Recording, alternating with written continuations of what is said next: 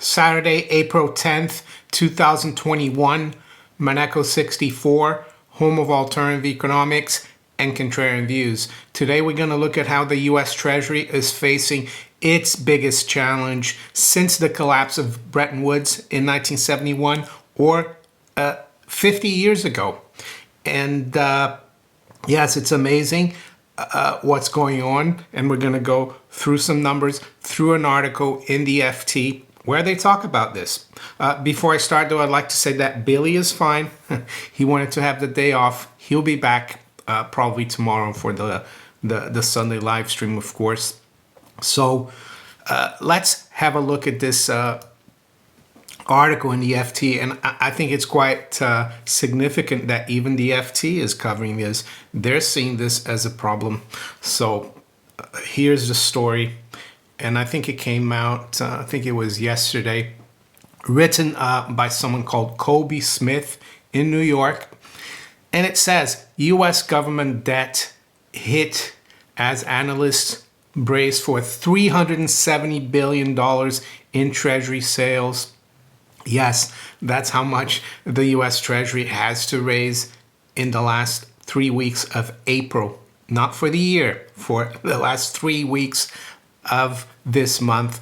It says investors worry that demand may be insufficient to smoothly digest a record month of auctions. I worked for about 20 years in the city of London, and I was a futures and options broker. And the major markets that I covered were government bonds. I used to trade Treasury futures all the time. We used to wait for the auctions. They came out, the results came out at around 6 p.m. London. It's one of the most important events for the bond market, just to let you know. I never remember seeing 370 billion issued in 3 weeks. This was usually the amount that they had to issue for a year or so. U.S. government bonds were hit by fresh selling on Friday, with analysts warning of further volatility ahead as the Treasury Department seeks to offload more than $370 billion of new securities over the next 3 weeks. Long-dated Treasury yields rose back towards recent highs, with the 10-year Treasury note trading 5 basis points, they call it 0.05 percentage points, higher on Friday at 1.667%. It's almost 166 anyway. The abrupt move ruptured a brief calm that had settled over the $21 trillion market for U.S. government debt in recent weeks, after the worst quarterly performance for long-dated treasuries in more than 4 decades. So there you go, 4 decades. Earlier this week, the benchmark 10-year yield hovered closer to 1.6%. The pending surge in issuance has only heaped on additional anxiety. So this is a quote here. It says, "It is too much supply too quickly at these current yields," says Tom D. Galoma, a managing director at investment bank Seaport Global Holdings. He added that potential choppiness could easily push the 10-year yield back to about 1.75% next week. I would even say 2%. Who knows? It could very quickly go up to 2%. And why is the 10-year yield and Treasury yields, why are these interest rates or yields so important? Well, because U.S. Treasuries are considered a risk-free investment. So the yield on the 10-year Treasury is the risk-free rate of return. And that's what's used to discount all kinds of prices in the stock market, the bond markets, all kinds of asset prices, not just for the United States, but for the world, because the United States dollar is still the major reserve asset for every country in the world.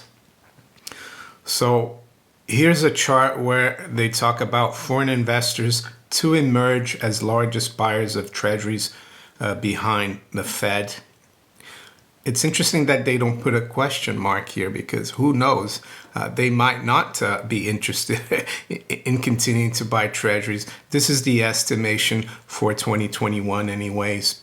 So you can see that the Fed is already the biggest buyer, or the government itself is buying its own debt. Yes, I know the Fed is a hybrid, but for all intents and purposes, the Fed and the Treasury are the same now.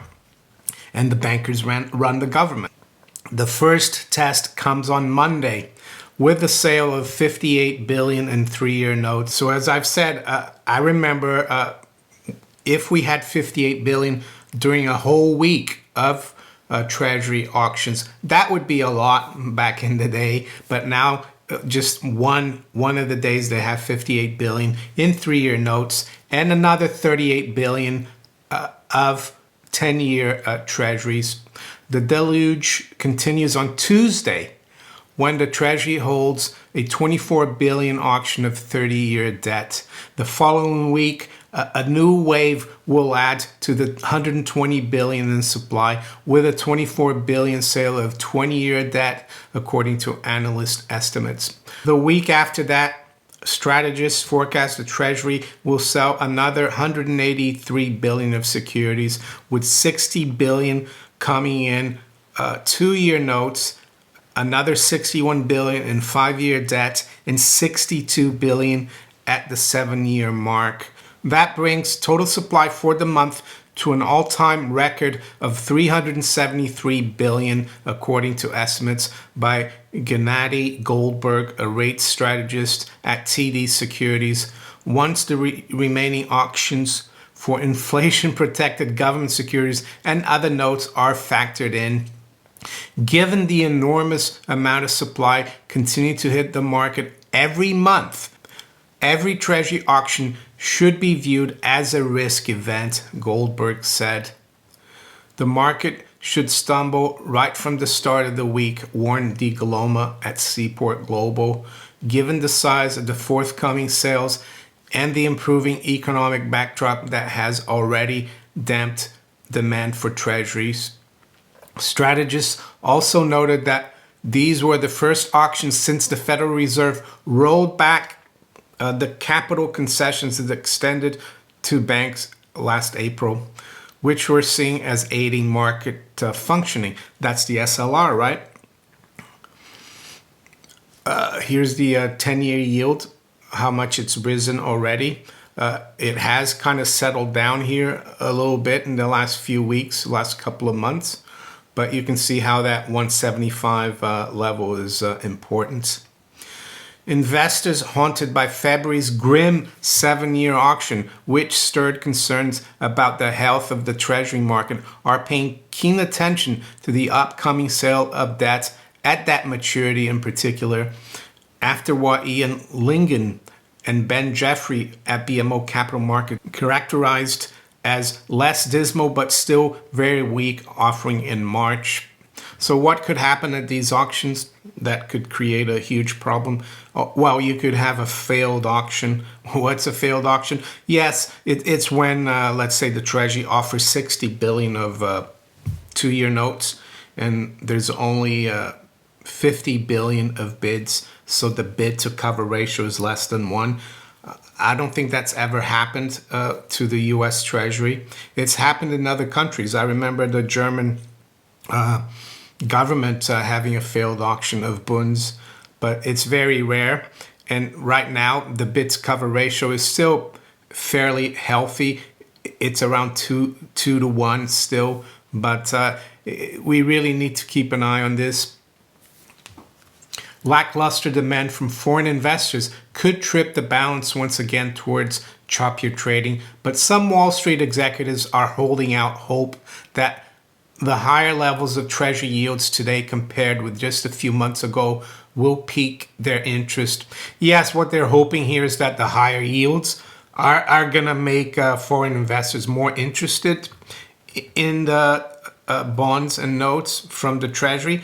But I would say the flip side of that is if yields accelerate too quickly to the upside, that means that Treasury prices are going down, and investors might not want to buy Treasuries because they could buy it this week let's say with a yield of 175, a 10-year note, and then next week is at 2%, you lose on your principal very quickly there.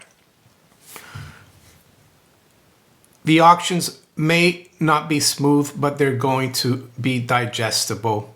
This is what Phil Camporeale, a portfolio manager at JP Morgan Asset Management, is saying, citing the relative attractiveness of treasuries compared with their global counterparts. Yeah, as I said, that's true, but it depends how much under control this market is, how volatile it is, right? Benchmark government bonds in Germany or Japan, for example, are trading around minus 0.29% and 0.1% respectively. That differential is likely to compel foreign investors to stay active in the market, according to Avisha Takar, a rate strategist at Goldman Sachs. She estimates this buyer base will emerge in 2021 as the largest aside from the Fed, which is snapping up 80 billion treasuries each month, and signal on Thursday a willingness to make technical adjustments. Well, technical adjustments just means increasing that size, printing more money. I love that, technical adjustments to its purchases to keep them roughly proportional to outstanding supply. So yeah, that's really amazing the way they put that. They're basically going to increase the size of their QE if the amount of debt the Treasury needs to sell increases. There need not be a problem if the Fed and Treasury work together to address potential imbalances, said Stephen Major, global head of fixed income research at HSBC. So HSBC, Goldman Sachs, JP Morgan, how come these people don't see the problem that we have here and they're so deluded? Well, because they're part of this system. They want to keep it going. And the way they basically say, well, the Fed is just going to monetize extra debt is very euphemistically put, I would say.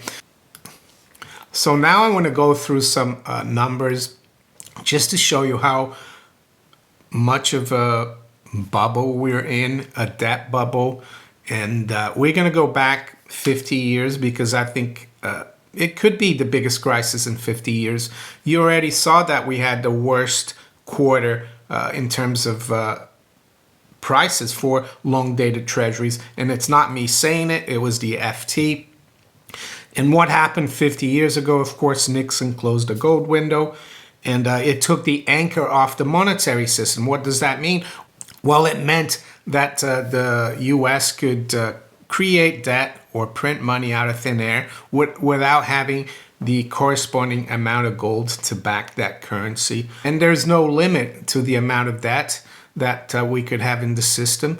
And if you look here, back in 1970, just prior to 1971, the national debt in the US is 371 billion, which is ironic because it's the amount of sales they're gonna have for the last 3 weeks of April. In 1971, of course, that national debt went up to 398 billion, but I wouldn't be surprised that going forward this year and next year, we're gonna that we won't have months where the Treasury is gonna have to sell at least 400 billion. So that just gives you some perspective of how much debt there is out there. The other thing I wanted to show you is that one of the problems back in 1971 is that the U.S. was running out of gold, the U.S. Treasury, because the U.S. Treasury was inflating out of thin air. The Federal Reserve was keeping rates too low, and there was inflation. And foreign governments like France, Germany, Japan, and Britain, they wanted their gold because they knew what was happening. The U.S. was starting to run trade deficits, even though, as you can see from this chart, the trade deficit of the United States really started accelerating after around 1971, as you can see. after they took out this anchor from the monetary system, and now we have record deficits. So nothing is improved. We've got 28 trillion in national debt. The U.S. debt clock is forecasting that by 2024, the national debt will be just under 50 trillion. And yes, I think it could be a huge problem going forward. And April could be a really important month. And am I saying everything is going to implode in April? All hell is going to break loose? It's possible. It could be the month where the avalanche starts. The little, the little snow flake triggers the avalanche. I don't know how long it could last, how long it's going to be until this unravels. So what could the consequences of this be? Well, it could potentially lead to a currency crisis, a dollar crisis. And by dollar crisis, I don't mean against other fiat currencies. I mean against gold and silver. And that would, of course, be reflected in much higher prices. And I think we are seeing kind of some symptoms and some things that are happening in the precious metals market and in commodities that are pointing to trouble, that are pointing to loss of confidence in this currency, because you need to understand that the flip side of this deluge of that is the currency, because in the fiat currency system, the debt is the currency. That's the flip side. So the more debt you issue, the more currency you issue, the less confidence people will have in that currency to hold its value. People are starting to question whether the Federal Reserve note or the paper dollar is a stable store of value. And there are a lot of little things showing up that are unprecedented. One of them is the shortage in the silver market, physical silver market. The other one is in the lumber market. The price of lumber has gone through the roof. You can look at this chart here of lumber. I watched a video by the Uneducated Economist yesterday. He drove around a lumber yard and he said, there's no shortage here. Look at all the lumber in this lumber mill or lumber yard. What does that mean? He couldn't really tell. He thought it was very weird because there's talk that there's shortage of commodities and that's why the price is going up. Well, could it be that the owner of that lumber mill or lumber yard doesn't feel confident about the paper dollar? Maybe the owner thinks that it's better to hold on to something real than a currency that is quickly disappearing. And I think these signs, like in the silver shortage, the fact that there doesn't seem to be maybe such a big shortage of lumber, and despite that, the price is going up. These are signs that I've seen from reading books like Fiat Money Inflation in France. When their hyperinflation was kicking off in the 1790s, farmers had the crops and the produce to sell, but they knew that the assignats were basically shin plaster. They're worthless, so they held back their crops. They didn't want to sell that for a paper currency. They would probably sell it for gold and silver, but back then, just like today, there's no silver around because people knew that there was a problem. I think we're in for a very interesting final 3 weeks of April in terms of what the Treasury market will do, in terms of what the dollar could do, precious metals. Yes, a lot of people say that precious metals will get hit if yields go up. I'm not too sure because this is different. This is not yields going up because the economy is picking up, because there's growth and everything's fine. I mean, this is more of faith and confidence in the Treasury, in the U.S. government, and we're seeing already prices rise Really quickly, we saw yesterday producer price index rose much more than expected. It rose by over 4% year on year and by over 1% month on month. The Bureau of Labor Statistics, they were so shocked that they delayed that statistical release from 8:30 New York. I think it only came out at 9. Being in the markets for over 20 years, I rarely ever saw the US government delayed their statistics. Were they concerned that if they came out with that number, the market was going to be rattled? Maybe, and that's why they held it off. They called the Treasury, the Fed, and said, look, this number doesn't look good. Please. And like the guy from the FT article said, every Treasury auction has the potential of triggering a major crisis. And it's not just going to be for April, it's going to be for the rest of the year. So if you enjoyed this video, make sure you hit the like button. Please share it far and wide. Think about subscribing to my channel if you haven't yet. And you can also follow me on Facebook, Twitter, and all these other platforms below here. I wish you all a great Saturday. Take care. Bye.